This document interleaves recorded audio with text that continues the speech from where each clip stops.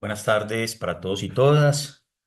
Este ya es el último módulo de nuestra clase de ética y responsabilidad social empresarial. Hoy vamos a ver tres conceptos fundamentales para entender este proceso. El primero tiene que ver con el concepto de aporofobia. Bueno, ese va a ser realmente el segundo. El primero que vamos a ver es la pirámide de Maslow, ¿cierto? La pirámide de necesidades básicas. Vamos a hablar sobre Maslow, sobre Amartya Sen y su teoría de libertad y desarrollo, ¿cierto? De su libro de libertad y desarrollo. Con él se gana premio Nobel, pero bueno, ya lo vamos a escribir. Después vamos a hablar sobre aporofobia, sobre ese concepto de Adela Cortina, que es muy interesante. Eso justamente como para acabar todo el proceso y el módulo del concepto de desarrollo sostenible que nace en el 87, ¿cierto? Em, y que pues entrega una radiografía del mundo un poco compleja en términos de desigualdad, de pobreza, de esa década perdida de Latinoamérica y además de eso, pues de la crisis en términos del capitalismo, de lo que se estaba viviendo, un mundo bipolar que se estaba cayendo porque en el 89 se cae el muro de Berlín, en el 91 se eh, diluye la Unión Soviética, y entonces, bueno, todo eso ahí como entra en juego en ese proceso. Y también en el 86, como lo vamos a ver ahorita, empiezan las guías de responsabilidad social empresarial. Es decir, lo que yo intenté hacer en este módulo fue no solamente un proceso histórico, ¿cierto? Y no un proceso lineal en términos de la historia, de esto es así, pasó en tal año, en tal fecha, no, sino es más bien como eh, una montaña rusa, un electrocardiograma, subimos, bajamos, ¿cierto? Nunca es lineal, porque así funciona la historia y así funciona las circunstancias y lo que pasa en nuestra vida cotidiana. Entonces es desde allí que lo empezamos a revisar. Y pues estamos terminando justamente con todas esas circunstancias y situaciones que en los años 80 se vivieron, ¿cierto? Eh, ya no era la visión del capitalismo en términos del estado de bienestar, sino que era un capitalismo neoliberal y ya lo expliqué en varias ocasiones. Esa década perdida, porque son una década compleja pues para la humanidad, para todos, ¿cierto? Después de haber nacido con esa visión en 1949-50 de producir más para poder entender así el desarrollo, y después dicen, no, mire, producir más no es la única razón, o no solamente es el único proceso. Aquí hay otras circunstancias como producir, pero producir de manera responsable, sin que se afecten las generaciones siguientes, y a eso pues lo denominaron desarrollo sostenible, ¿cierto? Como la visión de un planeta debería ser sostenible a futuro, y de eso ahí también se pegó la responsabilidad social, es decir, la responsabilidad social de cualquier tipo, pero sobre todo la empresarial, no se puede entender sin el concepto de sostenibilidad.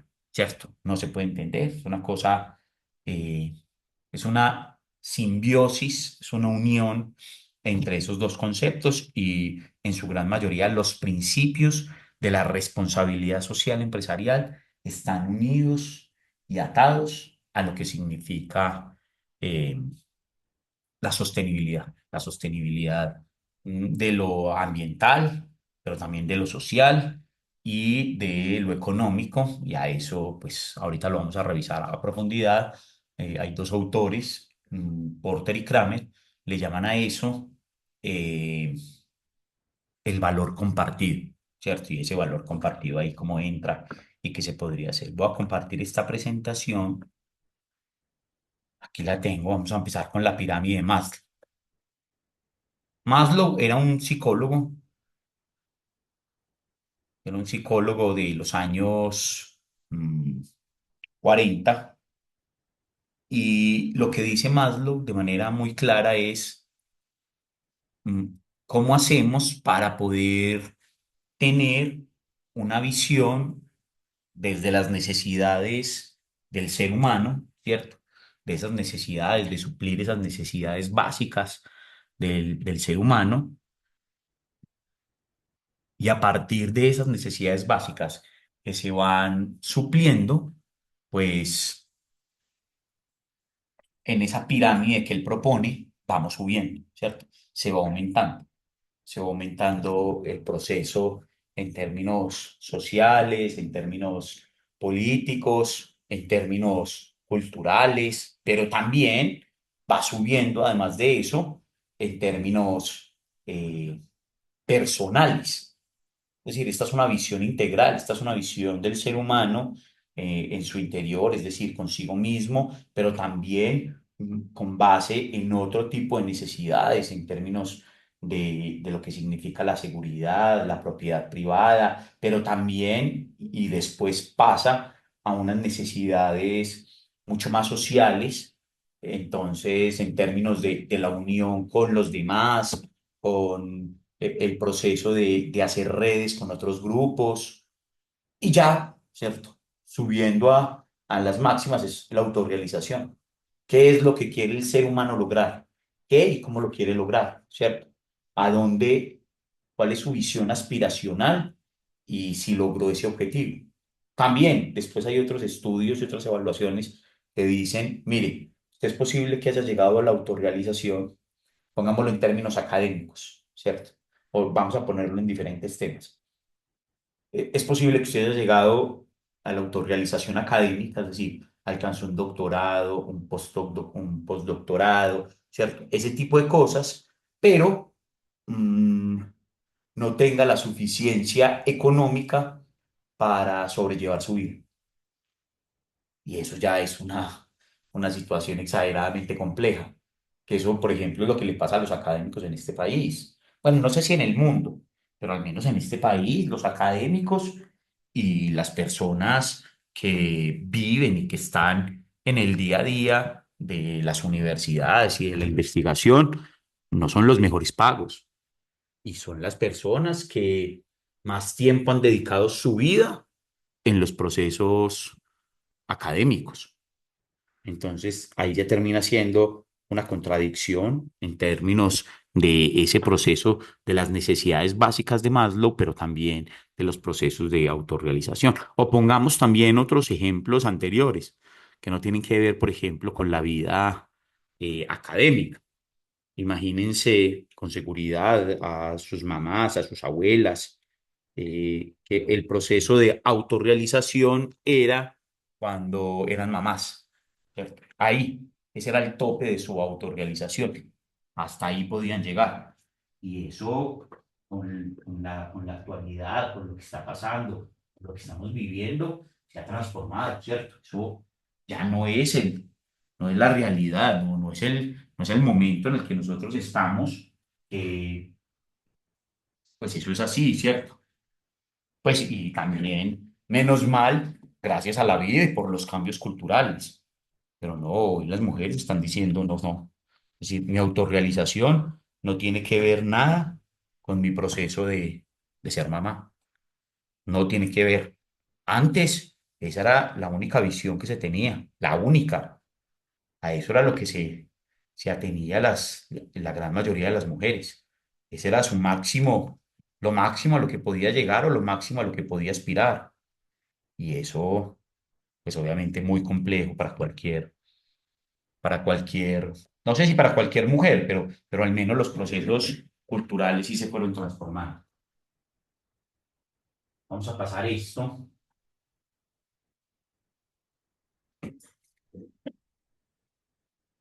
Entonces, vamos a revisar esto, ¿cierto? En términos de la pirámide de Maslow y lo vamos a explicar con otro tipo de ejemplos. Necesidades básicas o las necesidades fisiológicas. Ustedes ya vieron la pirámide. Entonces, una necesidad básica. Las necesidades básicas en términos de alimentación, de comida, de poder respirar bien, de tener sexo, ¿cierto? Tener sexo. Una cosa tener sexo, hacer el amor, son cosas distintas, pero como necesidad básica, ¿cierto? De el sueño de poder tener un lugar al menos donde dormir, que no tiene que ser una casa, sino un lugar donde refugiarse y punto. Entonces, y poder comer cuando se tiene hambre. Esas son las necesidades fisiológicas. Se tiene hambre, va y come. Se tiene sueño, va y duerme. Eh, Usted, pues obviamente, respirar no le pide permiso a nadie, pero que pueda respirar un aire puro. Ahí están, ¿cierto? Esas son. Cuando usted suplió eso, ¿cierto? Esa posibilidad, entonces usted pasa a un segundo nivel que tiene que ver con la seguridad.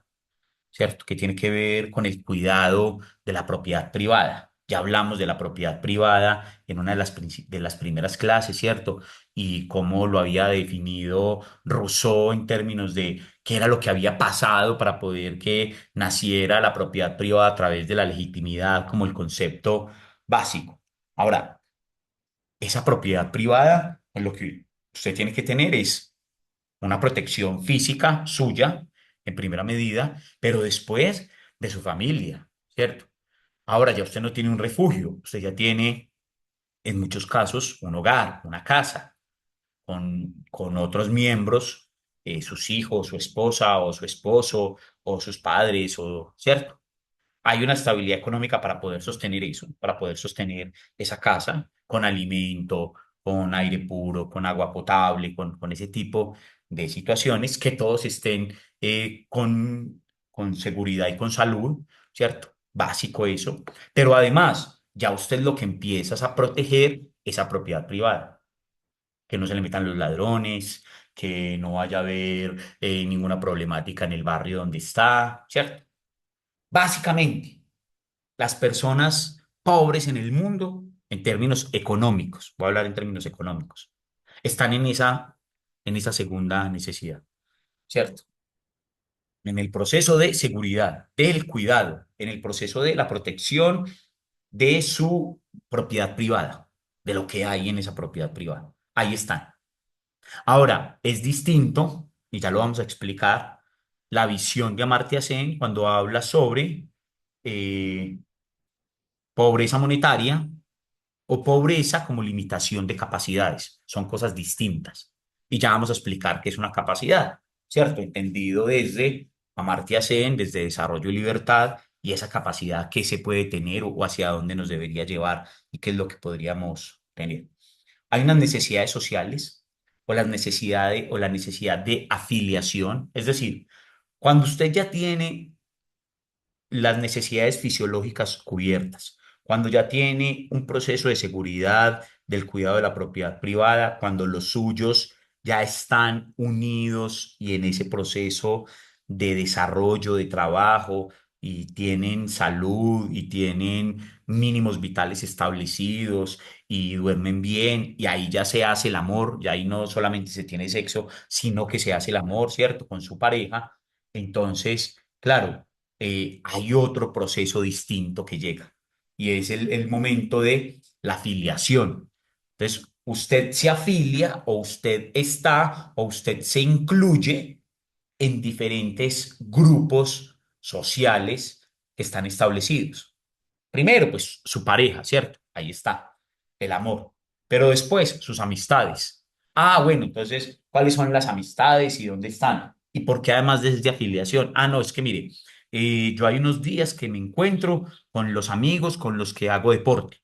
Ese ya es un proceso de filiación, de afiliación, ¿cierto? Estoy ahí, estoy con ellos, comparto, ¿cierto? Ya sea el domingo y el sábado me voy de rumba con tales amigos, con mis amigos con los que me gradué del colegio o con los que me gradué de la universidad. Y tengo otro parche que es con mis compañeros del trabajo. Y tengo otro parche con los que voy a un tema de oración. Y tengo otro, entonces usted está en diferentes afiliaciones en términos grupales. Pero nadie podrá pensar en esos procesos de afiliación si no tiene sus necesidades básicas satisfechas.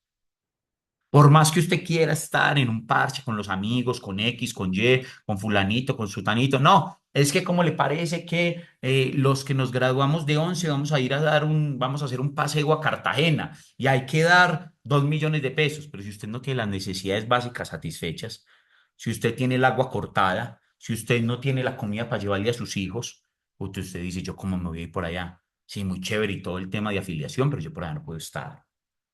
En esos tres renglones está la mayoría de los colombianos.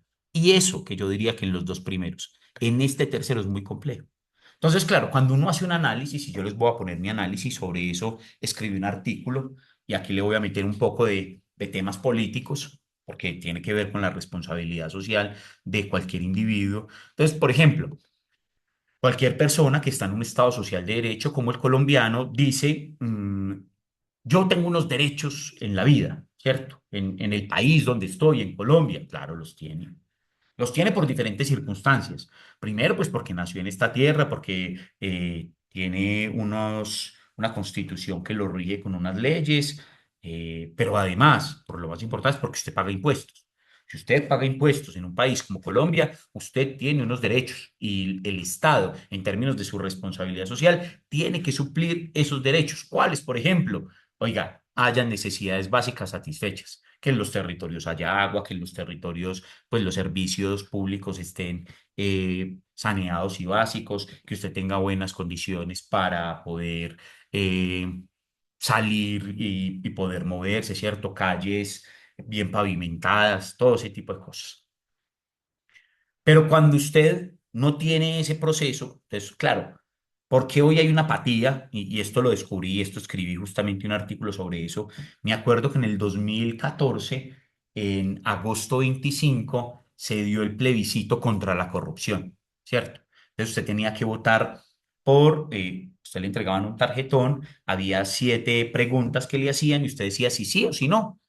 Y a eso se le denominó el plebiscito contra la corrupción. Y en ese plebiscito contra la corrupción, pues las preguntas eran que los corruptos tengan cárcel o que los congresistas solo puedan estar o repetir 2 veces como congresistas. Y así 7 preguntas, 7 preguntas. Pues, ¿cómo les parece que yo era de los que decía y pensaba que a los colombianos nos gustaba vivir en corrupción, ¿cierto? Ese era como que ya les he explicado que la corrupción no es inherente al ser humano, no lo es porque usted no nace siendo corrupto, sino que es un proceso de hábitos, es un proceso de construcción de lo que significa la sociedad en la que nosotros nos movemos y los valores que tenemos. Entonces, claro, cuando vamos a ese plebiscito de agosto del 2014 y se pierden por 200.000 votos, sí, yo me puse a pensar y empecé a leer pues, a otros autores y dije, aquí hay unas circunstancias distintas. Aquí hay unas problemáticas distintas. Es decir, no es que el colombiano quiera vivir per se en la corrupción, porque le gusten que lo roben o le gusten que sus impuestos se los lleven otras personas. No, no, yo no creo eso. O sea, no puedo, no tengo la más mínima duda que eso no puede pasar. Me puse a leer muchísimos autores sobre temas de corrupción, sobre todo porque yo fui a empezar un doctorado en Buenos Aires, en Argentina, sobre ciencia política. Y en términos generales, la hipótesis de mi tesis era que los valores del neoliberalismo conducían a la corrupción. Entonces leí mucho sobre corrupción en Colombia, en el mundo, teorías que hablan sobre cómo mitigar la corrupción y de ahí pues obviamente han salido varias de las presentaciones que yo les he hecho durante estas clases, pero además de eso, por ejemplo, leía una como en los años 80 en Colombia, pero no, más bien en el mundo había algo que se denominaba la corrupción buena y la corrupción blanca y la corrupción negra. Entonces, bueno, ¿cuál era la corrupción blanca? La corrupción blanca era la corrupción de los privados. Entonces decía la corrupción blanca que si había que hacer algún soborno a alguna persona porque se necesitaba entrar en algún negocio, eso se le podía permitir a la empresa privada. ¿Se acuerdan que hace 8 días les dije laissez-faire, laissez-passer, dejar hacer, dejar pasar? ¿A quién había que dejar hacer? A las empresas. ¿Cuáles empresas? A las privadas. Pues claro, lo mismo pasaba con la corrupción. Entonces, que hay que entregarle un soborno, hay que entregarle una comisión a fulanito porque nos ayudó a tener X o Y contrato. Bueno, eso es corrupción blanca. Y esa plata, además, ese proceso, se podía poner, para los que son aquí contadores, se podía poner en los balances de la empresa. Es así, usted leía el balance y decía, no sé, recurso para soborno. Y se ponía ahí ya. Y no pasaba nada, absolutamente nada. Eso no lo estoy diciendo yo. Hay 5 tomos de 5 libros que se llaman La corrupción en Colombia. La corrupción en Colombia y hablan desde diferentes lugares, ¿cierto? Entonces la corrupción de Colombia en lo público, la corrupción de Colombia en lo privado, la corrupción de Colombia en lo social, y así 5 tomos. Cada tomo es de aproximadamente 1.200 páginas. Y ahí contaban eso. Esa era la corrupción blanca, permitida, aceptada. Ah, ¿cuál es la corrupción negra? Ah, la corrupción de lo público. O sea, hicieron tal cosa en lo público. Ah, es que claro, son corruptos. Ah, no, es que tal otra son corruptos. Usted decía, pero ¿cómo así que? Entonces, lo que se vendió la idea fue que todo lo público era corrupto. Y eso no es así, ¿cierto? Además, es un mito. Es un mito. Todo lo público no es corrupto.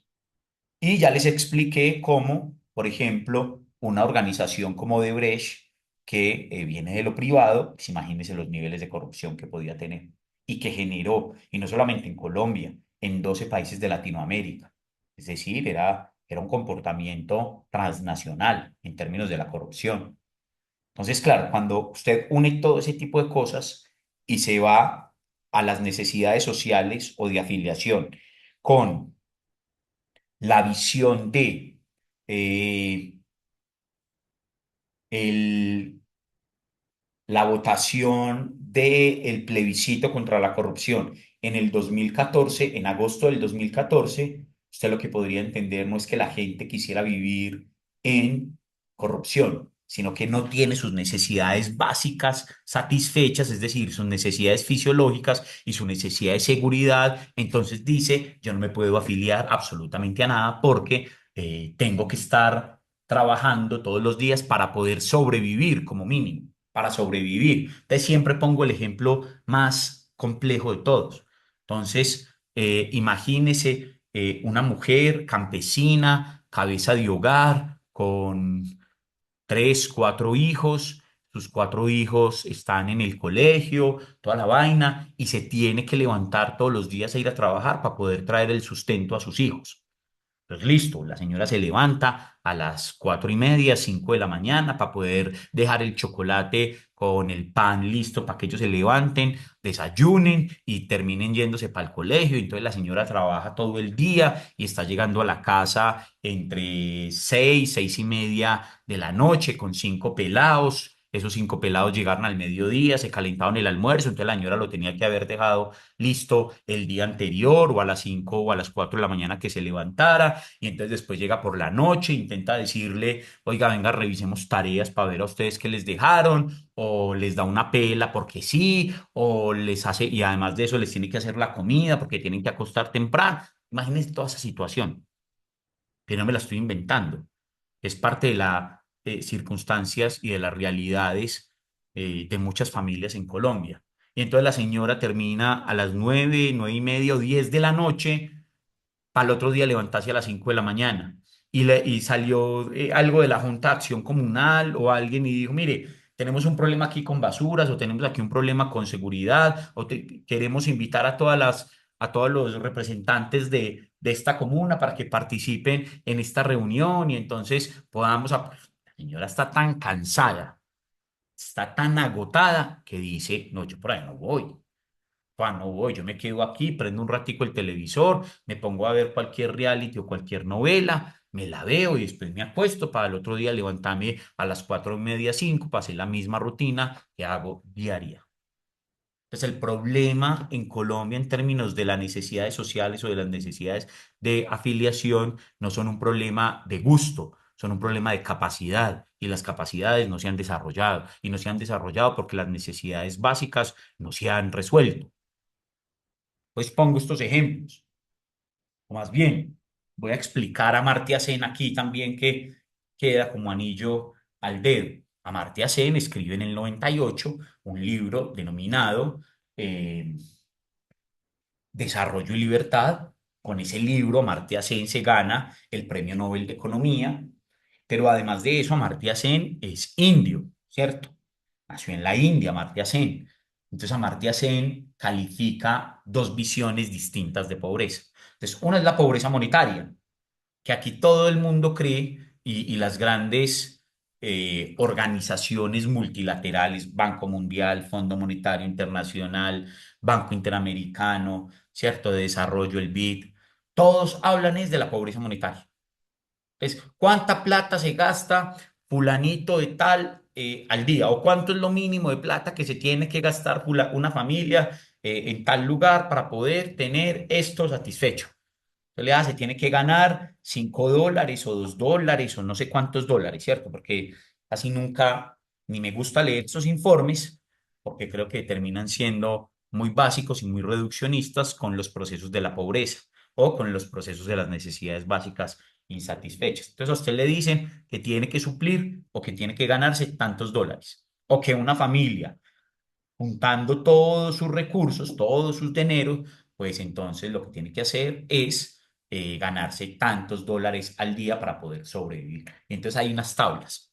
Entonces Amartya Sen dice, no, mire, este no es un problema solamente de plata, no puede ser solamente un problema de plata, tiene que ver con un problema de capacidades.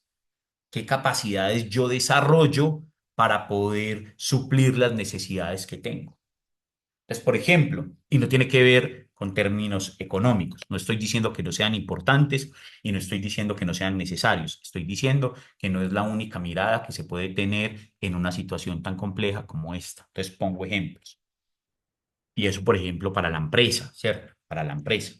Miren, en muchos casos las empresas dejan de pensar en su empleado, es decir, en su empleado en términos físicos o en términos de prebendas para el empleado y empiezan a entregarle mucho más prebendas para sus familias, para su esposa o su esposo, para sus hijos, para ese tipo de personas que están en su familia. ¿Por qué? Pues porque esa persona está pensando en las necesidades de seguridad de su familia. Entonces, que su familia tenga buena seguridad o salud, que tenga agua potable, que tenga los servicios básicos, que sus hijos vayan a estudiar, ¿cierto? Entonces ya las empresas dicen, ah, bueno, aquí yo tengo un empleado o una empleada que llegó a un nivel técnico, ¿cierto? A un nivel técnico de educación, pues no ofrezcámosle más para que haga un proceso de pregrado, sino más bien hagámoslo para que sus hijos puedan entrar a la universidad. Y en muchos casos los papás y las mamás prefieren que los subsidios de educación se lo entreguen a sus hijos y no que se los entreguen a ellos. Y entonces ahí también tiene que ver, por ejemplo, con las capacidades que se desarrolla. Pero, por ejemplo, para usted poder llegar a la autorrealización, como en la pirámide de Maslow, donde se habla de alcanzar el máximo potencial en términos de conocimiento, de creatividad, de desarrollo personal, de lo que usted siente, de lo que usted cree, de entenderlo. Si usted cuando era chiquito, de los 0 a los 7 años, no tuvo una buena alimentación o algo que se denominó la medianización, pues no va a poder tener absolutamente ninguna capacidad de resuelta para el futuro. Entonces no es un problema de plata, es un problema de capacidades. ¿Y cuáles son las condiciones mínimas que usted tiene que tener para poder, pues, desarrollar esas capacidades? Y entonces ahí entra la responsabilidad social empresarial en términos de lo que hablábamos de la filantropía como uno de las primeras enfoques que se había establecido en los años 50. Entonces llegaba la empresa, como era una visión filantrópica, entregaba una cancha de fútbol, pero la gente no necesitaba una cancha de fútbol. La gente necesitaba agua potable, un acueducto para que los niños que están en su etapa más elemental y básica, pero fundamental de sus vidas, no se enfermaran cada 8 días. Porque claro, si usted tiene una niñez llena de enfermedades, está condicionado a que sus capacidades como adulto o en el futuro se puedan desarrollar menos. Entonces, la melianización es el desarrollo del cerebro de los niños. Son una esponjita y toda la cosa, pero si los niños ahí no tuvieron buena alimentación, si las mujeres no tuvieron una buena etapa de embarazo, si no tienen una buena lactancia, si no tienen ellas también una buena alimentación en la época del embarazo, pues su hijo no va a nacer con todas las capacidades que cualquier persona puede desarrollar. Es decir, para usted poder llegar al proceso de autorrealización, tiene que haber suplido unas necesidades básicas antes.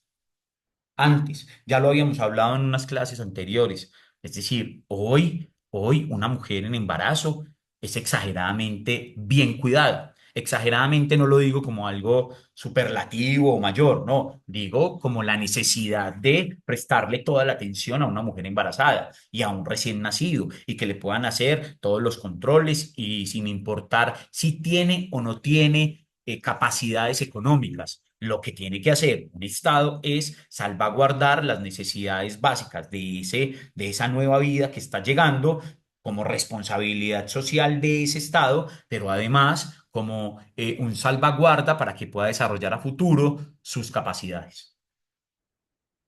Entonces, el proceso de las capacidades es elemental, fundamental. Donde es importante, sin lugar a dudas, es muy importante el tema económico, pero no es lo básico. Porque, ¿qué se gana usted de, no sé, de tener mucho dinero, de tener mucha capacidad económica si no tiene agua potable, si no tiene alcantarillado, si el aire está contaminado, si pues no tiene lo mínimo en términos de salubridad y salvaguardar la vida de las personas que usted quiere y que usted ama? Pues no sirve para nada. Sí, son muy ricos, sí, pero mantienen enfermos. Sí, son muy ricos, pero el niño vive enfermo de diarrea y le dio meningitis y le dio, claro. Entonces, sus capacidades, no tienen las capacidades para poder desarrollarlas. O no, más bien, no tiene los medios para poder desarrollar bien sus capacidades. Y así póngale en el resto de las cosas.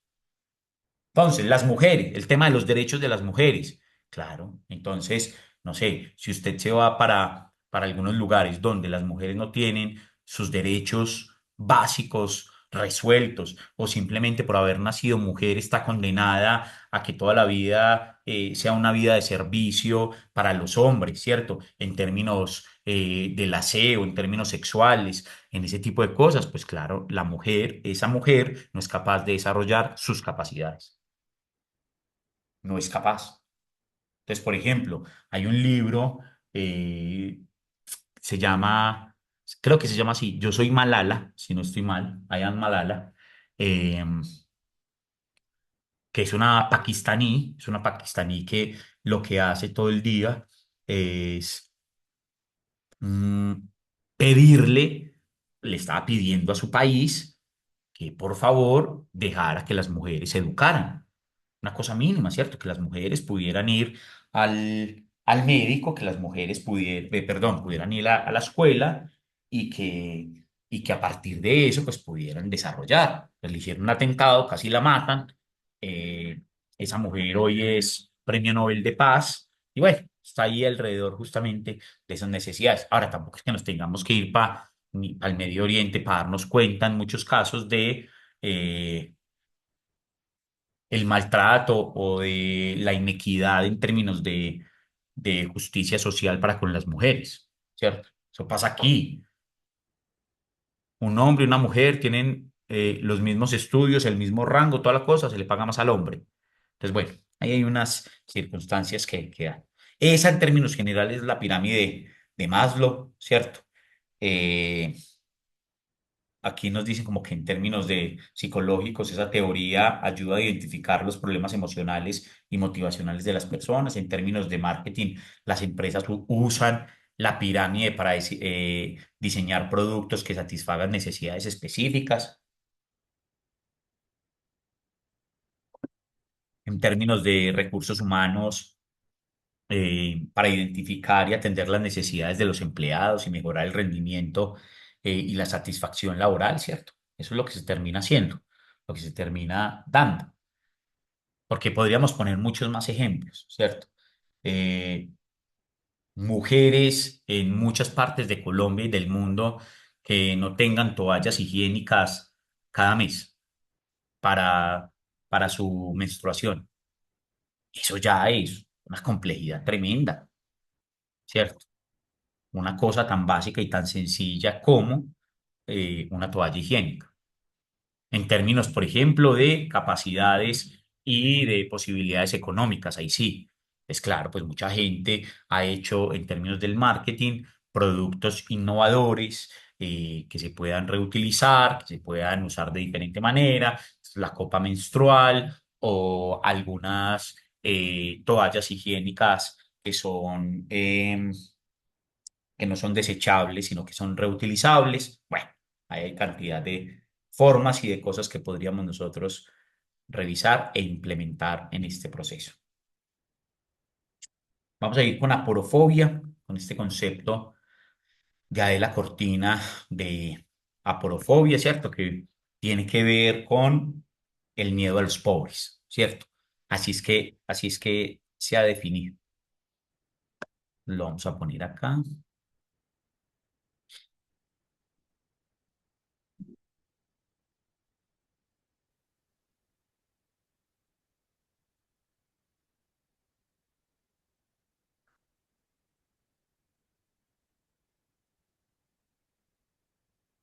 Este es un concepto, Adela Cortina ya la hemos visto en este módulo, pues en diferentes oportunidades, ¿cierto? Adela Cortina es una mm, filósofa que tiene que ver con los procesos políticos, ¿cierto? Es una filósofa política, pero mucho más es una filósofa de la ética, ¿cierto? Se ha dedicado a eso, a estudiar la ética, el comportamiento de los seres humanos, de esos seres humanos en las sociedades. Y Adela Cortina, en la segunda década del siglo XXI, crea un concepto, ¿cierto? Y lo define aporofobia. Entonces, Adela Cortina dice lo siguiente, ustedes lo podrían revisar, analizar en términos de su vida cotidiana, de lo que pasa en las sociedades donde ustedes viven diariamente. Adela Cortina dice, listo, ¿cuál es el miedo en términos de los extranjeros? A la xenofobia, ¿cierto? Así se denomina. Miedo a los extranjeros, xenofobia. Listo, perfecto. Miedo a los homosexuales, homofobia. Miedo a las personas de una raza distinta a la que yo soy, racismo. Entonces ella junta todas esas fobias y dice, mire, esas fobias no existen. No existen esas fobias porque, o no existen esos rechazos hacia esas otras personas porque hay condiciones distintas que demuestran que no es así.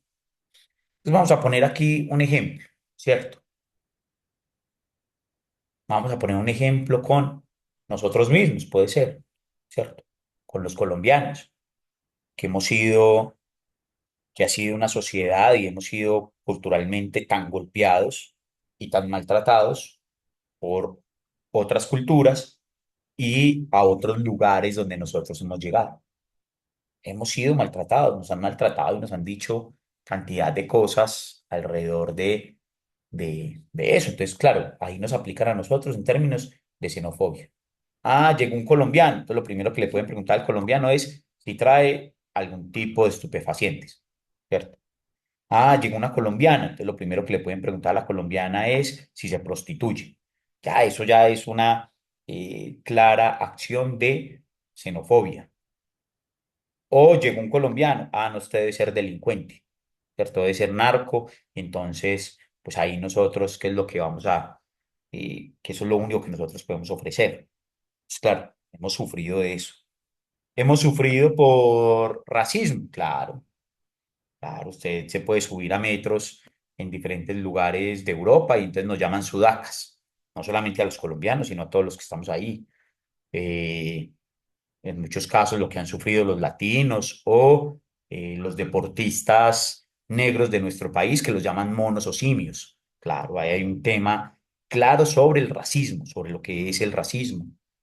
Es posible que ustedes no lo hayan escuchado, no lo hayan leído, pero los que nos gusta el fútbol, una leyenda del fútbol nuestro como Freddy Rincón, cuando jugó en el Real Madrid, le tiraban bananos a la cancha y le decían que por qué no se devolvía para la selva, que él era un simio, un mico. Pues ahí que hay racismo y xenofobia, por supuesto. las dos integradas. Entonces, claro, cuando usted vive ese tipo de cosas, la Cortina dice, no, mire, esas fobias no existen, no existen. Porque imagínense entonces que va de Colombia, que se va de aquí un colombiano o una colombiana. Pongámosla más radical, ¿cierto? Una colombiana, porque las colombianas, pues, es decir, en un país como el nuestro, donde hay tanta desigualdad, hay mucha más desigualdad entre hombres y mujeres. Es claro, eh, tener en este país la condición de mujer hace mucho más vulnerable a las mujeres. Ahora, no solamente en términos del extranjero, ahorita lo podemos hablar en términos de responsabilidad social empresarial, y creo que ya lo habíamos expuesto. En este país está prohibido que a las mujeres les hagan prueba de embarazo, ¿cierto? O que a alguna mujer le digan que no le pueden dar el trabajo porque está en embarazo.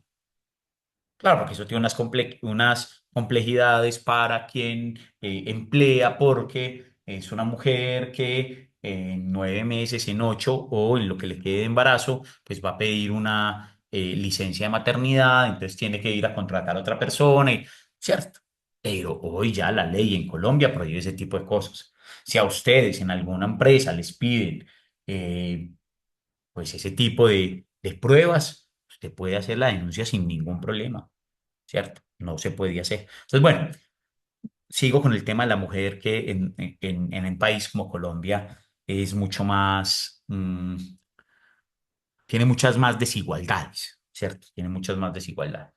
Entonces, imagínese una colombiana, lesbiana, ¿cierto? Negra, pongámoslo más radical, campesina, ¿cierto? Tiene todas esas condiciones.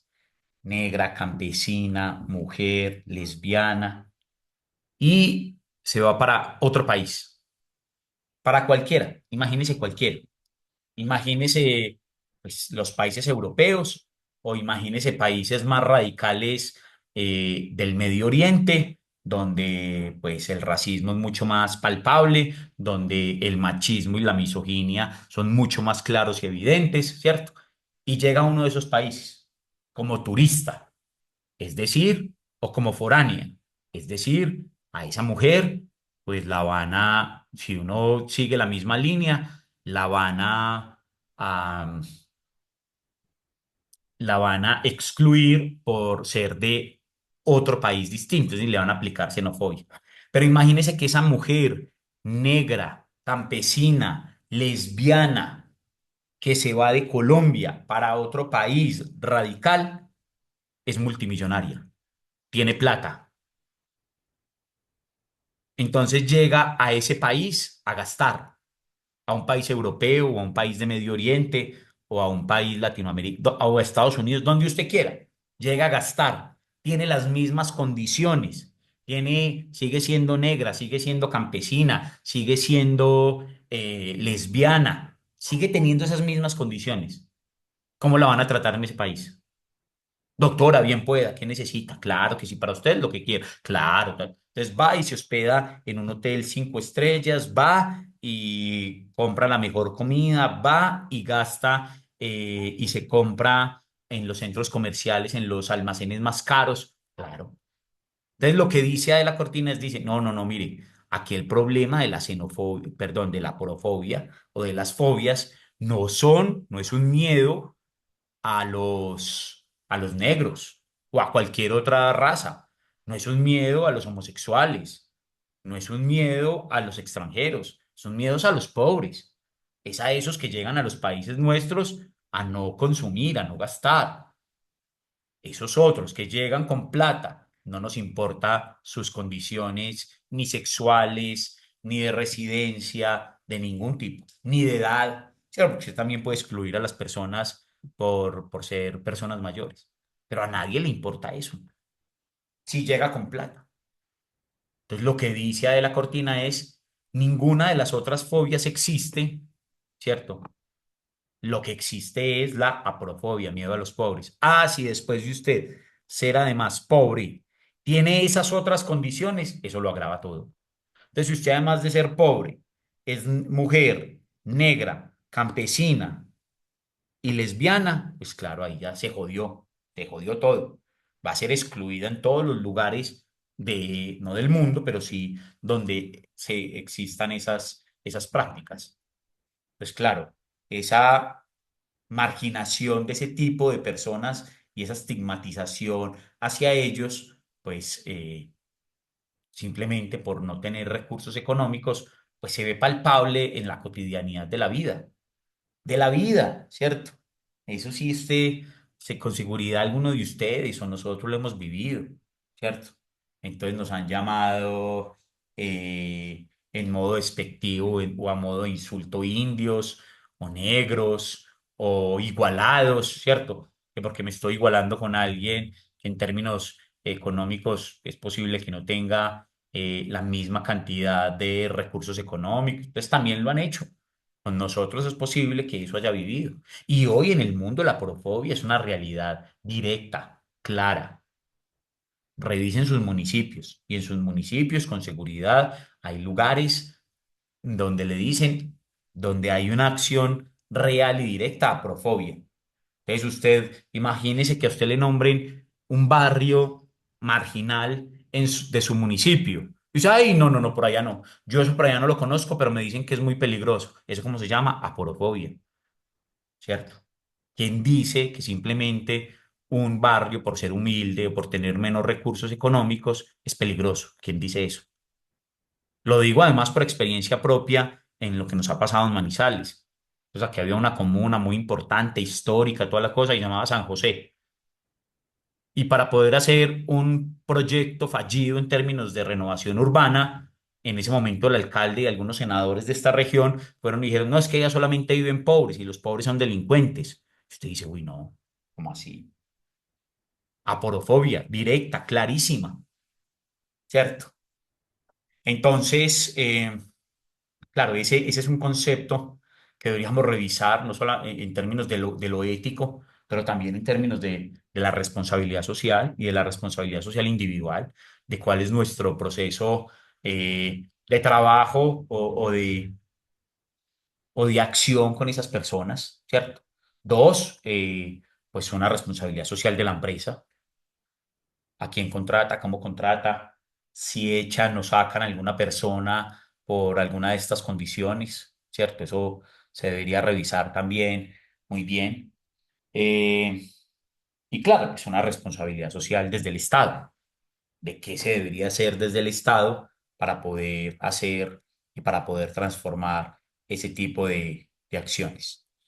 Eh, pues esto ya lo he explicado, ¿cierto? La porofobia es el rechazo hacia la pobreza, está relacionado con ese miedo o ese contagio a ser pobres, y también a una percepción de que los pobres son diferentes o representan una amenaza en términos sociales, culturales. Mm,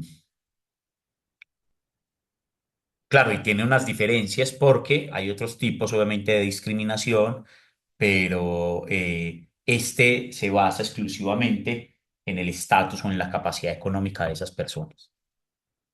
¿Cuáles son los factores, cierto? Pues las necesidades básicas insatisfechas, ¿cierto? Los procesos socioeconómicos, los temas de la desigualdad económica, hay una polarización social, visión negativa de las clases más desfavorecidas.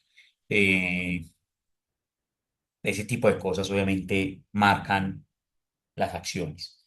Dos, hay unas visiones culturales y mediáticas, cómo se representan a los pobres en los medios de comunicación, ¿cierto?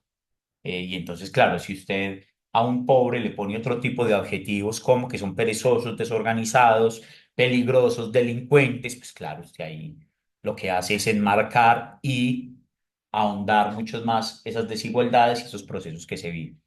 Y en el capitalismo hay procesos de publicidad real que promueven ese proceso en términos de la pobreza, ¿cierto? Entonces, si a usted le están diciendo que el éxito y que la virtud o que las características sobresalientes de un ser humano dependen de su consumo o de la acumulación de riquezas que tienen, pues usted dice, aquí ya hay una acción real en términos de la porofobia, porque además Quien no tenga ese tipo de características, caso, carro, casa, beca, pues inmediatamente estará siendo puesto en el mundo como un fracasado social. ¿Tú usted cuántos años tiene? Ah, 30. ¿Con quién vive? Con mi mamá. Ah, no, para eso estudió. ¿Usted cuántos años tiene? 30. ¿Y ya se casó? No. Ah, no, entonces ¿para qué? ¿Cuántos años tiene? Tanto. ¿Ya tiene carro o moto? No. Ah, cierto. El fracaso social y cómo nos han vendido lo que significa el éxito. Eh, bueno, yo creo que aquí voy a acabar con esto, ¿cierto? Muchos elementos, acciones sobre el tema de la porofobia, pero aquí no nos vamos a quedar, ¿cierto? La exclusión, eh, uno lo podría ver sobre lo que pasa en el Darién, ¿cierto? Las personas que quieren pasar por el Darién para poder llegar a Estados Unidos, o las personas que se lanzan en el Atlántico, eh, o en el Caribe, o en el Mediterráneo, para llegar a Estados Unidos, o para llegar a Europa desde África. Ese tipo de cosas son muy, muy complejas, justamente para donde se puede ver esa radiografía. Por último, vamos a ver esta presentación sobre, ahora sí, las guías de responsabilidad social empresarial.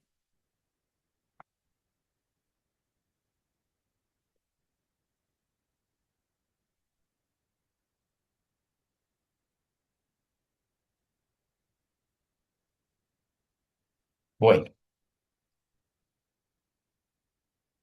¿cómo vamos a unir todos estos conceptos? ¿Cierto? Permítame en un momento, voy aquí por algo que necesito. Un momento, 2 minutos, por favor.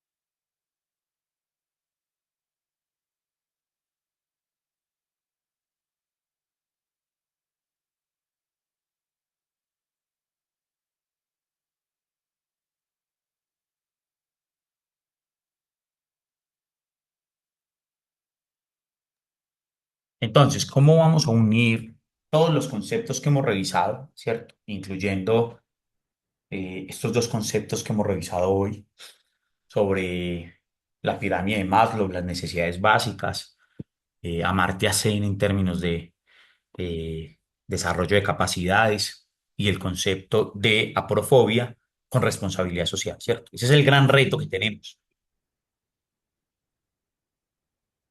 Y ese reto que tenemos, pues lo tendremos que intentar desarrollar entre todos. Que además, pues en los trabajos que ustedes me vayan a enviar, justamente lo que yo voy a revisar, ustedes cómo han unido esos conceptos.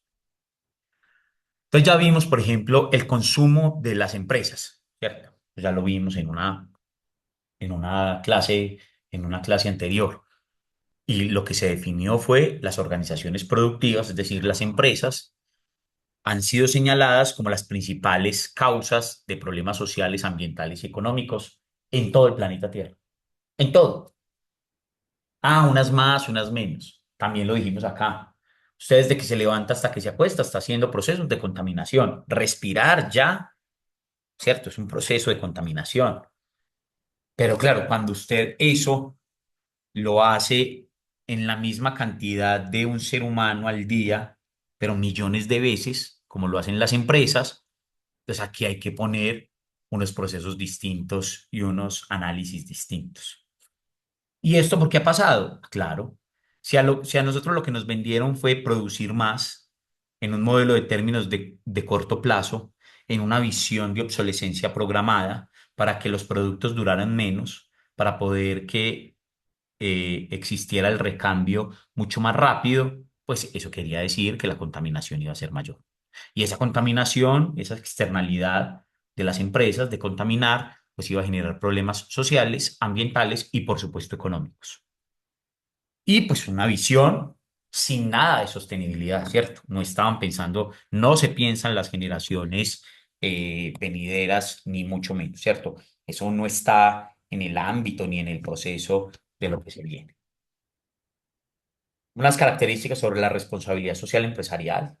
Define que ser socialmente responsable trae muchos beneficios, ¿cierto? Eso está claro. Eh, Establece un marco de gestión basado en el desarrollo sostenible. Ya lo habíamos dicho, la responsabilidad social empresarial, su núcleo fundamental, su visión, su principio, en muchos casos su visión o su razón de ser, su acción de transversalidad está en el proceso de sostenibilidad, que es y hacia dónde va la sostenibilidad. Y pues obviamente confianza hacia el público, hacia ese proceso de clientes, personas que están unidas con la misma empresa, hacia dónde va, qué hay que hacer. Y porque claro, una mala publicidad, pues lo que termina haciendo es generar desconfianza para las personas en las que se trabaja o en las que confían en esa empresa. Y la responsabilidad social empresarial, lo primero que quiere establecer son estrategias para alcanzar un mayor valor económico, por supuesto, pero también que se vea redundado en un valor social y en un valor económico. Esto es una definición de Icontec, porque al igual que la responsabilidad social, ya lo vamos a revisar, llegó a los países desarrollados, ¿cierto? Fueron los países desarrollados también los que más intentaron generar este tipo de visión, pues también llegó a Colombia, ¿cierto? Llegó a través del ICONTEC. Esta es una definición, creo que resume las dos diapositivas anteriores, donde hablan que la responsabilidad social trae eh, múltiples beneficios para las comunidades y para la empresa. Mejora obviamente la relación con las partes interesadas o con los stakeholders. Hay un proceso de fidelidad y satisfacción creciente entre esas partes interesadas y la misma empresa. Es un marco de gestión basado en el desarrollo sostenible, muy importante. Ya vimos la primera visión o el primer concepto de desarrollo de 1949 con Truman sobre o donde decía que tenía tres características fundamentales: producir más, democracia y trato justo, y el desarrollo sostenible tiene una visión mucho más amplia, no solamente en términos de producir más. Promueve el diálogo y eso en términos de los enfoques es fundamental. Ya ahorita vamos a ver el enfoque, nuevamente vamos a repetir el enfoque filantrópico, pero eso cómo se ve unido con los demás enfoques y ese enfoque tiene que ver, o los demás enfoques a través del diálogo y esto pues para que los conflictos o se prevengan o cuando hayan no sean tan grandes, sino que la empresa pueda salir a dialogar con sus partes interesadas. Renovación cultural permanente de la organización, obviamente unos principios donde todos esas partes interesadas estén de acuerdo, fundamental, donde sus fines sean legítimos, ya vimos el concepto de legitimidad, ya vimos el concepto de legalidad y eso qué significa en términos de la responsabilidad social y obviamente generar confianza pública y proteger la reputación de las organizaciones. Aquí están los enfoques, ¿cierto? Varios enfoques. Primer enfoque de la responsabilidad social empresarial, filantrópico. En términos de ese enfoque no era muy dado al diálogo, ¿cierto? No era un enfoque sobre, venga, mire, hablemos con las partes interesadas, a ver qué necesita. No, simplemente el empresario que tenía unos recursos eh, daba lo que quería dar, punto. Y él creía que así estaba, de esa manera, generando una visión sobre mm, la responsabilidad social. Este tema de los enfoques, aquí abajo, si ustedes pueden ver, esto es una construcción propia. Este primer García es mío. Estos fueron de mis profesores con los que yo trabajé Olga Ocampo, Sigilfredo Ciro, eh, el profesor Yesid Forero. Hicimos una investigación sobre responsabilidad social empresarial en las empresas manufactureras del departamento de Caldas. Y ahí están. Pues claro, ahí, y esto sale porque aplicamos una batería de preguntas a muchos empresarios y de ahí sale la visión nuestra en términos de los enfoques. Entonces hay unas empresas que se quieren dedicar a un enfoque legalista, cumplir con la ley, punto, no más, no le interesa nada más. Hay un enfoque instrumental, usan la responsabilidad social como una acción instrumental para sus redes sociales, para que les disminuyan los impuestos en términos de la DIAN o de otro tipo, ¿cierto? Hay otros que dicen, no, no, yo tengo un enfoque de compromiso con la responsabilidad social. Creo profundamente en ellos y lo vamos a resolver y lo vamos a hacer y lo vamos a trabajar. Y así sucesivamente estos enfoques pues salieron de esa visión que nosotros, y esto está establecido pues en algunos artículos científicos que ya se han publicado. Ahora, hay diferentes autores, ¿cierto?, que hablan sobre la responsabilidad social empresarial. Yo no los puse aquí a todos, simplemente puse tres o cuatro, pero nos van a resumir muy bien lo que queremos expresar. Entonces, por ejemplo, en el 53, el concepto de desarrollo había acabado de nacer, ¿cierto? Entonces sale un teórico y dice, mire, la evolución del concepto de filantropía al de la responsabilidad social empresarial establece una relación entre la empresa y la sociedad. ¿Y cómo actúa esta? Entre los empresarios con los valores sociales. Entonces, el enfoque filantrópico es el primer enfoque de la responsabilidad social empresarial y nace en los años 50, justo cuando el producir más en términos del desarrollo estaba en boga. Y justamente cuando ese producir más estaba en una visión de ganar más, consumir más, pero también contaminar más. Entonces ganaban más y decían que vamos a devolverle. Ahora ahí no había diálogo de nada. El empresario entregaba y punto. Después en los años 70 ya vimos qué pasó en los años 70, ¿cierto? La crisis del petróleo, Bretton Woods o el patrón moneda, el patrón oro cambia, eh, el tema de la guerra de Vietnam, todo ese tipo de circunstancias y de situaciones que estaban pasando en el mundo que a todos nos afectaron y sale un teórico como Friedman, que es el padre del neoliberalismo, o uno de ellos de la Escuela de Chicago, y dice, la responsabilidad social consiste en aumentar el beneficio para el accionista. Punto.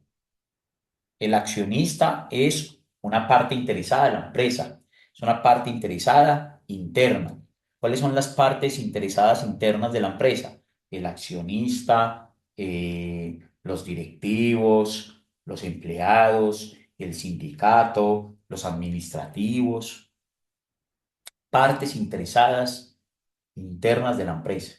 Y Friedman decía, la responsabilidad social conlleva a que el accionista, que es una única parte interesada, gane, tenga beneficios económicos. Punto. El resto no es necesario. ¿Y por qué lo decía? Porque la empresa es un instrumento de accionistas, que es su propietario. Entonces, ¿qué es lo que hace Friedman? Defender el individualismo liberal. Y ya intentamos explicar eso en términos del capitalismo, qué significa, cuál es la visión liberal de la economía y en los años 70 cómo es el nacimiento de las nuevas ideas liberales del capitalismo y por eso se llama neoliberalismo. Entonces dice Friedman en esta frase, en la última frase, los colectivos no tienen responsabilidades. ¿Cuáles son los colectivos? Las empresas. La empresa no tiene ninguna responsabilidad, los individuos sí. Entonces, claro, lo que ha hecho esta visión económica en términos de la cultura, de la humanidad, de todo el mundo, es unas sociedades individualistas. Es decir, que a muchos de las personas que vivimos aquí no nos importe la construcción en conjunto, en sociedad, sino más bien mi bienestar individual, no el bienestar colectivo. Ya habíamos hablado pues hemos hablado aquí mucho de Adela Cortina. Adela Cortina dice que la responsabilidad social es una herramienta de gestión y esto justamente para una visión de justicia. Entonces, una herramienta de gestión es el núcleo duro de la responsabilidad social y tiene que ser el núcleo duro de la empresa. Y si así se comporta la empresa, tiene una visión de coherencia, ¿cierto?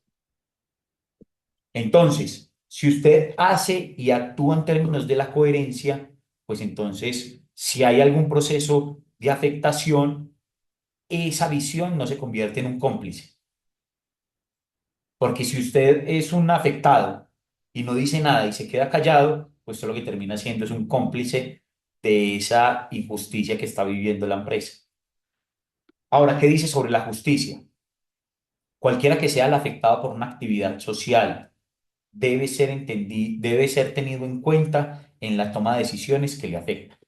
Ah, claro, que llegó la empresa y entonces, pues no sé, tiene que estar en un lugar al lado del río que es el que es el que me pasa a mí el agua potable.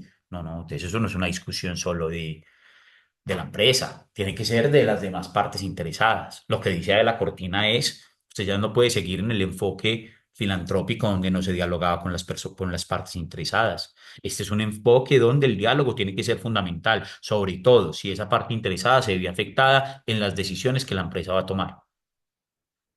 Y entonces, si usted se ve afectado, entonces usted lo que ahí ya la discusión es desde lo ético, desde lo moral, desde la convicción que tiene que hacer esa empresa.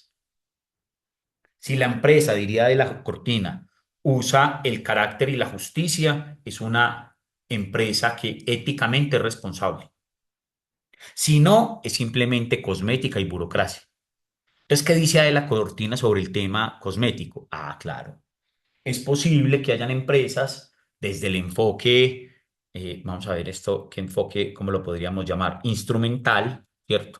Entonces diría Adela Cortina, hay empresas que simplemente usan el enfoque instrumental para poder decir y hacer lo que quieren. Punto. Pero no hay un núcleo duro de la empresa en términos de coherencia para lo que se viene o lo que van a organizar. No hay, no existe. Es como no existe simplemente una cosmética. ¿Qué es cosmética?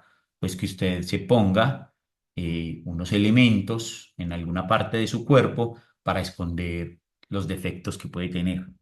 No me gusta pues esa palabra, pero bueno, entonces eso es.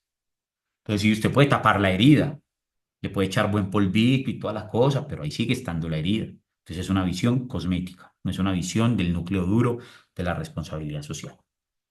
La responsabilidad social normalmente ha tenido tres dimensiones, que ahorita lo vamos a ver y lo vamos a desarrollar con mayor detenimiento cuando hablemos de valor compartido. La dimensión ambiental, ¿cierto?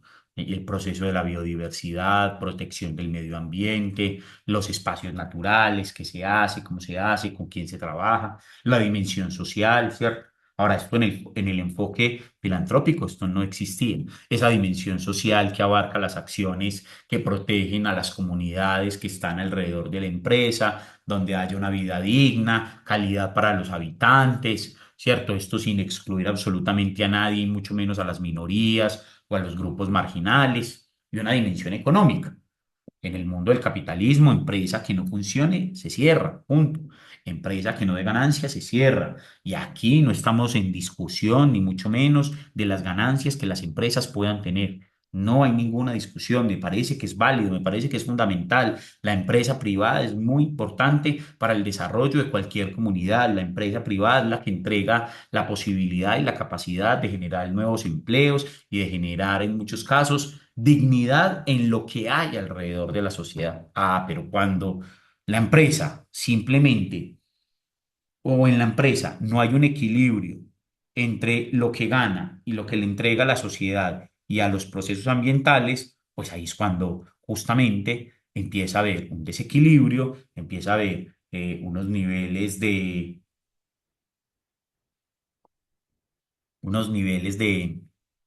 desigualdad impresionantes y todas las discusiones que pueden haber y las consecuencias que estamos viviendo. Porque tampoco es que nosotros aquí se esté inventando y se esté en contra de la empresa y lo que se está diciendo no tenga sustentos. No, tiene tantos sustentos que hoy las crisis ambientales que tenemos en el mundo, los problemas de pobreza, los problemas de desigualdad, los han desarrollado y se han compuesto por la gran mayoría de las empresas en el mundo. Pues yo no estoy diciendo nada del otro, no se está diciendo algo que no esté en concordancia con. Y la dimensión cultural, ¿cierto? Pues ahí es donde están los valores, donde se puede hacer procesos de cohesión social, de participación de la sociedad. ¿Por qué? Pues porque la cultura contempla todos los ámbitos de la actividad humana y se constituye como la fuente de los valores. Y ya hablamos aquí en términos de los valores, qué significan, cómo los valores van mutando, se van transformando y se va transformando el poder. Y entonces el poder visto como la toma de decisiones, es decir, como la acción política. Y obviamente eso se ve transmitido a una visión ambiental, a una visión social, a una visión económica, ¿cierto? A todas las visiones que hay. Justamente esa dimensión cultural y por eso la ponemos ahí. Es tan importante. Pero claro, hay otras dimensiones, la dimensión institucional, como por ejemplo, como stakeholders externos, como partes interesadas externas de una empresa. ¿Cuáles son esas partes interesadas externas? Ah, claro, los clientes, el gobierno o la dimensión institucional, las diferentes instituciones que hay alrededor y que están ahí en ese marco, pero también la competencia. La competencia es un stakeholder, es una parte interesada. Si usted no está pendiente de la competencia, pues no sé, es posible que usted no entienda cómo está funcionando, qué está pensando, qué está haciendo. O que usted no tenga la capacidad de, en un momento dado, como empresario, entender que en vez de competir con esa competencia, valga la redundancia, usted puede hacer un clúster donde una diferentes fortalezas de otras empresas que para su causa son una debilidad y que podamos trabajar en conjunto y poder responder y sacar adelante proyectos mucho más grandes. Eh, los se me va el concepto en este momento, ¿cierto? Pero las personas que van y llevan los productos que usted necesita para poder sacar los proveedores, parte interesada externa, ¿cierto? Hay que tenerla ahí también en cuenta. Eh, y esto, pues, en marco de la perspectiva de desarrollo sostenible, donde pues la cultura es fundamental para poder entender las acciones y el desarrollo humano que son transversales a los procesos culturales. Porter y Kramer, ya lo habíamos dicho, ¿cierto? Valor compartido, un concepto muy importante para la responsabilidad social. Porter y Kramer define el valor compartido como las prácticas y las políticas para mejorar la competitividad de una organización. Y eso obviamente contribuye a mejorar las condiciones socioeconómicas de toda la sociedad, si se tienen en cuenta los diferentes actores que hay. Mm, y eso obviamente en un impacto positivo para el progreso social. Características o cómo se puede hacer un proceso de crear valor compartido, creación de nuevos mercados y productos. Yo siempre he dicho esto, a mí la palabra competencia o competitividad pues seguramente es interesante, importante. El mundo del siglo XXI la usa para todo, ¿cierto? Usted tiene que ser competitivo, usted tiene que competir con los demás y es posible que aquí ya no sea la idea simplemente de competir, sino que sea más bien la idea de cooperar. Y si usted coopera, puede crear nuevos mercados y productos que beneficien a todos, inclusive a su competencia, inclusive a ellos. Redefinición de la productividad en la cadena de valor, ¿cierto? ¿Cómo se va a manejar esa productividad? ¿Hacia dónde lo vamos a tener? Ahí entra directamente el desarrollo sostenible, pero también entra la economía circular. ¿Para qué producir productos que no se necesitan o que van a generar demasiada contaminación? Podría ser una de las visiones. Y lo hemos dicho también, creación de clústeres alrededor de las empresas. ¿Cómo hacemos que la empresa que está enseguida de la mía no sea una competencia, sino que sea una visión de cooperar para crear clústeres y donde podamos tener mejores precios y mayores ganancias, no solamente para la empresa, sino para las comunidades y para el medio ambiente en ese proceso?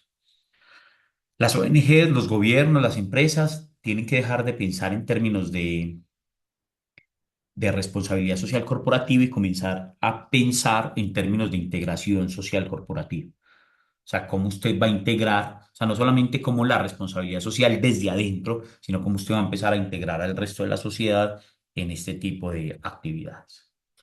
Aquí hay unas estrategias, ¿cierto? Porter y Kramer en el 2011 definen una estrategia del valor compartido, donde por supuesto que está los temas ambientales en el centro, viabilidad de los proveedores, que cómo se tienen en cuenta ellos, las habilidades y el desarrollo de los trabajadores, ¿cierto? Una empresa que no tenga un capital humano competitivo, desarrollado, que continuamente esté en procesos de capacitación, de aprendizaje, va a ser mucho más difícil. La seguridad en el trabajo, la seguridad y salud en el trabajo son fundamentales. A veces uno podría decir que pues, hay cosas exageradamente minuciosas en este tipo de aspectos, pero lo que ha pasado y lo que ha hecho es, en muchos casos, salvar vidas y obviamente que la producción pues esté salvaguardada. El tema del uso del agua y de las energías como elementos finitos y en ese mismo caso como desarrollo de energías renovables para que pues, tengan una posibilidad de durabilidad mayor. Aquí hay un esquema básico de la responsabilidad social, ¿cierto?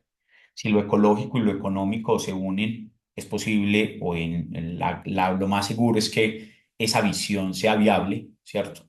Si lo económico y lo ecológico están en un trabajo unidos, compartidos, tendrá una visión viable. Si lo social y lo económico tienen un equilibrio, pues son equitativos, ¿cierto? Ahí estamos más cerca de los procesos de igualdad, de equidad. Y si lo social y lo estratégico, ve, lo social y lo ecológico están unidos, son soportables, ¿cierto? Se aguantan, se soportan, se tienen. Y si todo esto se da, pues es una visión sostenible, ¿cierto? Hay una visión sostenible de lo que significa la responsabilidad social empresarial. Las guías de normatividad, aquí están. Con estas voy a terminar. Voy a intentar explicarlas una a una, son muy importantes. En el 86 es un año muy importante porque se empieza con el estudio del informe Brundtland que define el desarrollo sostenible. Los 80 ya he explicado aquí varias veces qué ha sucedido, ¿cierto? Esa es la década que recibe las consecuencias de la crisis del petróleo, las consecuencias de el neoliberalismo, las consecuencias de la década perdida de Latinoamérica, donde no hay crecimiento económico, pero además donde llegan unos informes sobre inequidad, pobreza, desigualdad en muchos lugares del mundo que pues hacen pensar que se va a hacer distinto.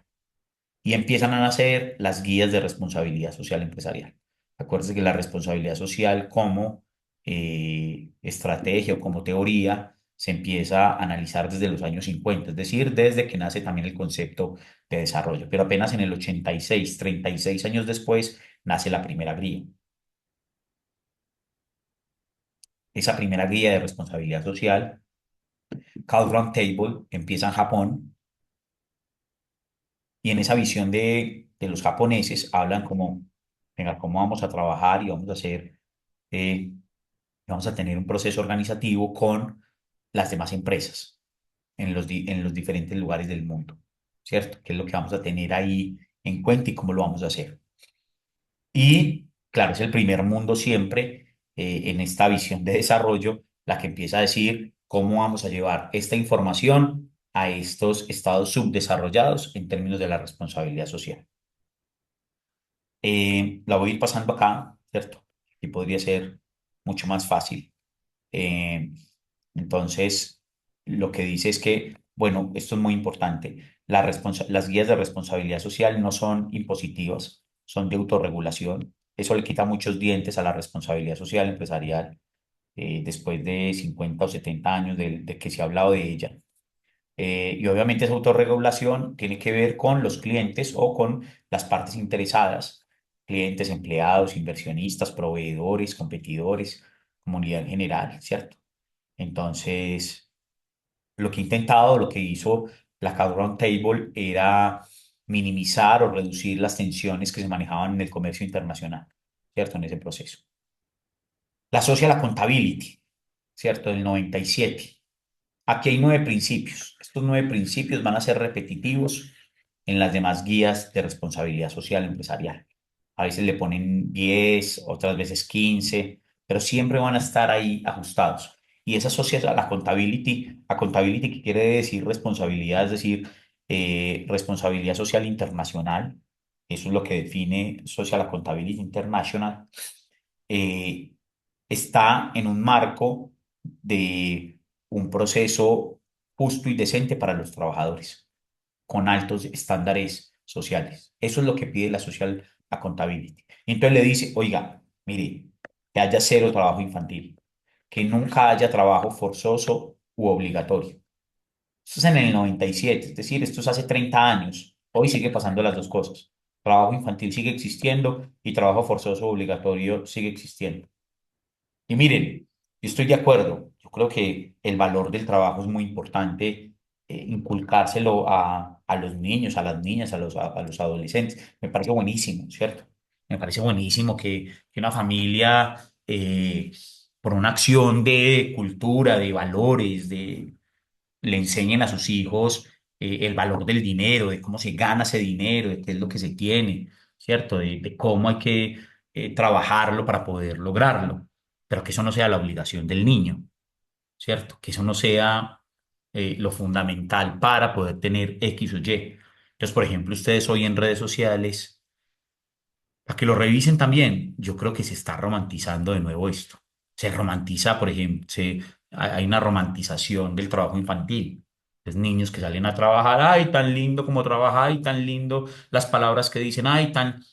Yo digo, uy, Dios mío, ¿será que? Bueno, ojalá lo hagan más bien por esa creación de el valor del dinero y de querer ser empresarios y de querer ser independientes y que no sea una obligación de ese niño de que tenga que salir a trabajar. Seguridad y salud en el trabajo, ¿cierto? Ya lo habíamos hablado con Porter y Kramer. Mm, libertad de asociación y derecho de las negociaciones colectivas, eso tiene que ver con la vida sindical, fundamental. Ya explicamos el 888 en el mundo de hace 2 siglos. ¿Eso qué significa? Cero discriminación, no se puede usar, y mucho menos pues las prácticas disciplinarias con violencia, ni mucho menos. Horarios laborales, justo lo que pida la ley, una remuneración efectiva y clara en los días establecidos y sistemas de gestión. Después llega el Pacto Mundial de las Naciones Unidas en el 2000. Se está acabando el milenio y en el Foro Económico Mundial en Davos, Suiza, en el 99, pues obviamente las empresas multilaterales, que son las que definen en muchos casos cómo funciona el mundo, pues se ponen y dicen, mire, vamos a poner 10 principios para poder saber cómo vamos a hacer esto en el mundo empresarial, intentar que contribuyan al desarrollo social, a la visión sostenible del mundo y obviamente en el marco del respeto de los derechos humanos y laborales y luchar contra la corrupción, ¿cierto? Porque ya veníamos viendo cómo las empresas privadas tienen unos altos niveles de corrupción. 10 principios, no varían mucho, ahí están establecidos a los mismos de la Social Accountability.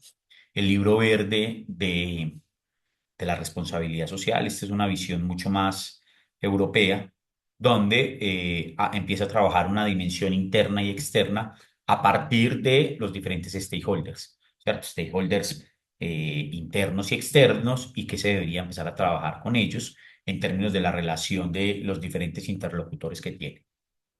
Colombia no se queda atrás. Colombia entra en la visión de la responsabilidad social empresarial con la guía técnica colombiana, que también es voluntaria, donde habla sobre las partes interesadas, sobre el desarrollo humano integral, sobre un crecimiento económico, social y ambiental, Porter y Kramer ahí, valor compartido, y obviamente nunca saliéndose de una visión legal. Uno podría decir que la guía técnica colombiana, de la 180, está enmarcada básicamente en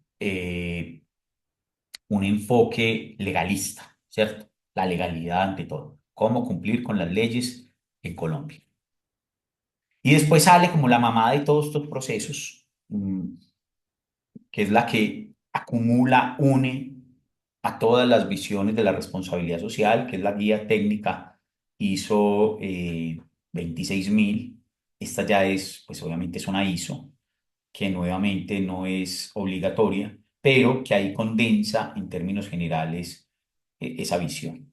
Entonces vuelve otra vez a los impactos sociales, medioambientales, a un comportamiento ético de las empresas y transparente. El desarrollo sostenible sigue siendo transversal, la visión y el diálogo permanente con las partes interesadas, la legal, pues siempre lo legalista por encima y sobre los estándares y las normativas internacionales, y la práctica integrada con las otras organizaciones. Así está dividida la ISO 26000, un capítulo 4 muy importante sobre principios, los vamos a ojear, y un capítulo 6 sobre materias fundamentales. Primera vez que en la responsabilidad social hablan sobre materias fundamentales. Los principios son principios que están luchando básicamente contra la corrupción, ¿cierto? Entonces, que las empresas rindan cuentas, que sus transacciones sean transparentes, que tenga un comportamiento ético en lo interno y en lo externo, respeto por las partes interesadas y por las leyes del lugar donde está, pero también por la normativa internacional que está establecida, y respeto a los derechos humanos. Y pone unas partes, unas materias fundamentales. En el centro de la materia fundamental, el concepto de gobernanza. Gobernanza distinto a gobernabilidad. La gobernabilidad es un concepto vertical, la gobernanza es un concepto horizontal.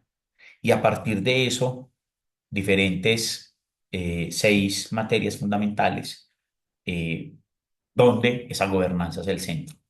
Es un tema de derechos humanos para las sociedades, un tema de prácticas laborales con sus partes interesadas internas, un proceso de medio ambiente, ¿cierto? En términos de dónde estoy, cómo me comporto con la fauna y la flora que estoy al lado, que está al lado mío.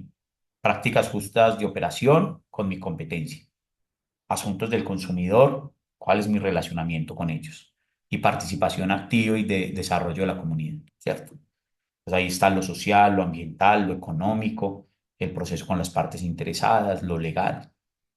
Es una norma bien interesante, es decir, cualquier persona, cualquiera de ustedes puede escribir ISO 26000 y si no estoy mal no alcanzan a llegar a ser 50 páginas, pero creo que ahí la condensación de lo que significa la responsabilidad social empresarial, creo que podría ser de mucha ayuda para ustedes.